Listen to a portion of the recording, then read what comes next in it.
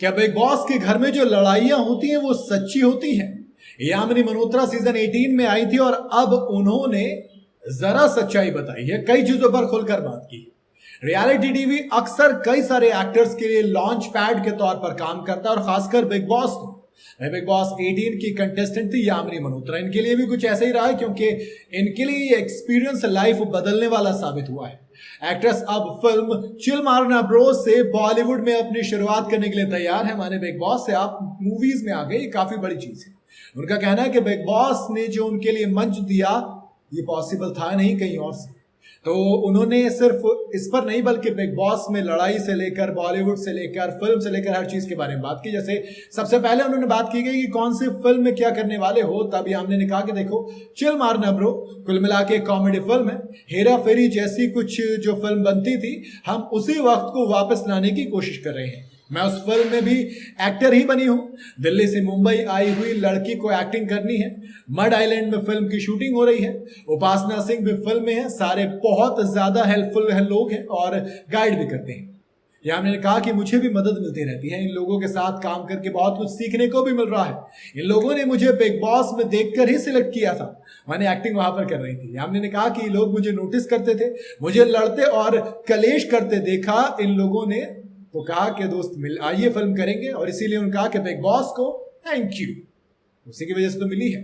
फिर कहा कि भैया बिग बॉस से जिंदगी बदली। ये हमने ने कहा कि देखो हम लोग वाइल्ड कार्ड के तौर पर एंट्री करके गए थे।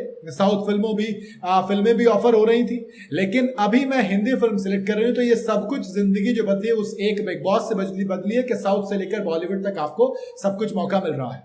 अब आते हैं लड़ाई पर। बिग बॉस में जो लड़ाइयां होती है वो सही होती है नहीं होती है? कुछ ऐसा जो लोगों को नहीं बताया जाता। कहा कि स्क्रिप्टेड नहीं होती है, लेकिन जो टास्क और सिचुएशन क्रिएट किए जाते हैं उसकी वजह से हमारी लड़ाइयां हो जाती हैं और वो लोग जानबूझकर ऐसा करते हैं कि हमारी लड़ाई हो जाए। माने वो लड़ाइयां असली होती हैं और करवाई जाती है। खैर, जब लड़ाई की बात हुई तो फिर दोस्ती से बात आई कि बिग बॉस के घर में जितना ही वक्त बताया कुछ दोस्ती हुई। कहा कि पहले से उन लोगों से दोस्ती कर रखी थी और रिश्ते बना लिए थे, तो मुझे किसी ग्रुप में रखा ही नहीं गया क्योंकि ऑलरेडी ग्रुप्स थे। हमारे लिए कोई रिश्ता बचा ही नहीं था। हम किसी की पहली प्रायोरिटी नहीं थे, तो क्या दोस्ती कर पाते? हमसे कोई बात नहीं करता था ढंग से, हम जानबूझकर बातों में घुसते थे और इसीलिए हम अलग अलग रहे और बाहर भी होते। ये चीज होती भी। खैर, उसके बाद स्ट्रगल्स पर आए कि लाइफ कितनी स्ट्रगलिंग होती है बॉलीवुड में। उन्होंने कहा कि देखो मैं कह सकती हूँ कि मेरे लिए स्ट्रगल नहीं रहे हैं क्योंकि मैं बहुत लकी रही हूँ। मैंने खुद शो भी छोड़ दिया था, वो भी टॉप शो। मेरे दोनों प्रोफेशन है, मैं और स्विच भी करती रहती हूँ। कभी डेंटिस्ट बन जाती हूँ तो कभी एक्टिंग करती हूँ। मुझे अचानक से ही फोन आ जाते हैं, मैं कहीं भी खुद नहीं जाती हूँ। तो बेसिकली स्ट्रगलिंग तो लाइफ है नहीं। वही रिलेशनशिप स्टेटस पर भी बात की तो कहा कि मैं बिग बॉस में आई थी तो थोड़ा सोचती थी कि लेकिन अब तो ध्यान में ही नहीं रहता है कि रिलेशनशिप भी कोई चीज है, कभी पार्टनर की भी जरूरत होती नहीं है। वैसे मुझे ऐसा लगता नहीं है। खैर, आगे कहा कि देखो बिग बॉस के पहले तो लगता भी था कि लड़के चाहिए, लेकिन अब तो वो बिल्कुल नहीं लगता कि कोई चाहिए।